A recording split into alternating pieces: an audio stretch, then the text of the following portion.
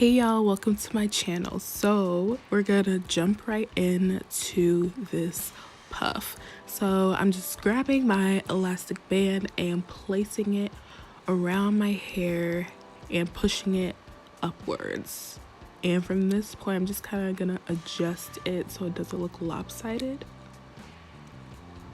And this is absolutely optional, but I do this every time. I'm just gonna pull down curls in the back and also on the sides.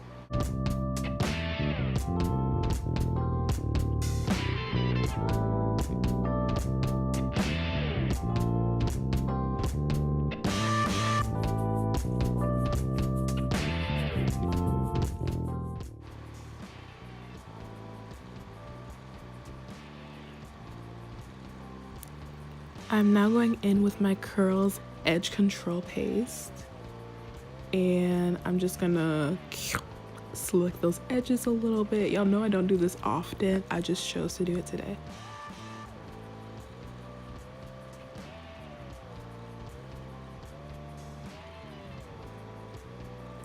And y'all know that I gotta use my pick. So I'm just gonna go in and pick slightly to give it a little bit more volume.